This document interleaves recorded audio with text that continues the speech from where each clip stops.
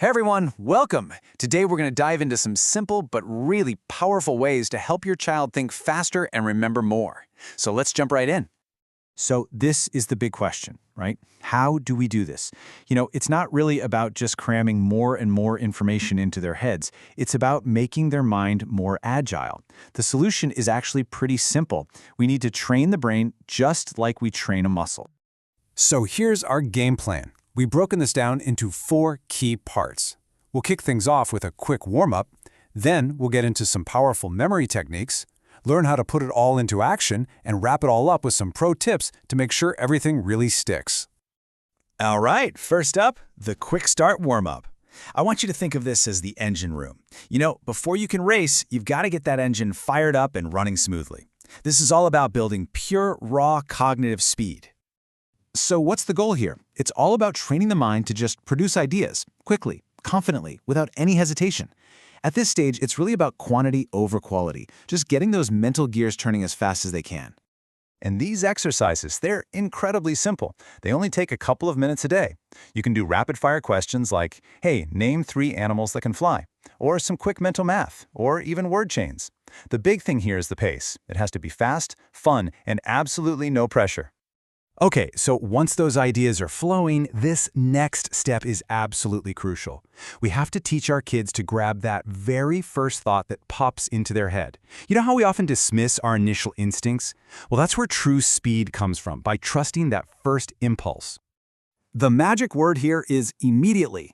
They need to say it or write it down right away. No filtering, no second guessing, none of that. Whether it's just shouting it out or scribbling it on a sticky note, capturing that initial spark builds the habit of quick, confident thinking. Okay, so we've got the speed part down. But what's the point of thinking fast if you can't remember any of it, right?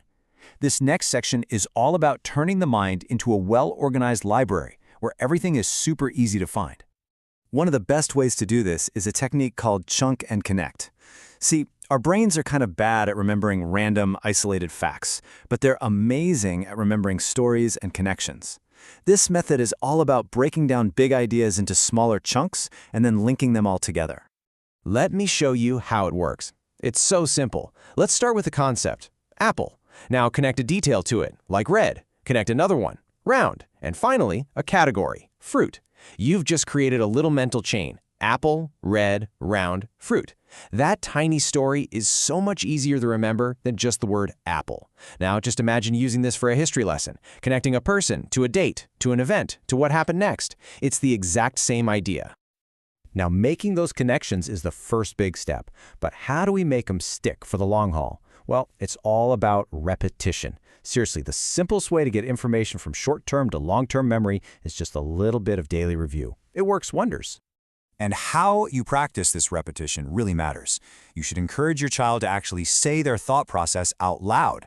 Using a simple phrase like, I thought the answer is X because Y, forces them to connect the answer to their reasoning, which makes that memory so much stronger. All right, we've got the fast thinking, we've got the solid memory. Now it's time to put it all together and put these skills into practice. This is where the rubber meets the road. I want you to think of this as a simple 3-step loop. Think, recall, do. First, you get that fast initial idea. Second, you recall it by saying it or writing it down. And third, and this is the most important part, you apply it. You use that idea to solve a problem or answer a question or create something. This is what turns a fleeting thought into a real, tangible result. But wait, there is one more piece to this puzzle, and it's a big one. It's all about reflection. This is how we actually get better over time.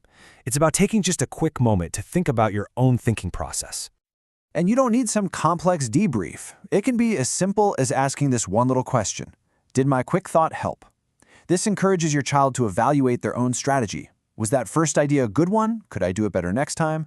This brief little moment of reflection is what turns practice into a genuine skill. Okay, to wrap things up, I've got a few pro tips for you. Think of these as little boosters to make everything we've talked about even more effective and way more fun. First up, visualization. Getting kids to actually see the idea in their mind's eye, it's a game changer for memory. Second, make it fun. Turn it into a game. Things like Memory Match or Simon Says or even quick quizzes are perfect for this. And finally, positive reinforcement. Make sure you're praising their effort and their speed, not just whether they got the answer right. That's what builds real confidence. So I want to leave you with this one big idea to think about. We're always so focused on what our children know. But what if the real superpower isn't just knowing more stuff, but thinking faster? What if helping them to speed up their thinking is the key that unlocks their ability to learn pretty much anything?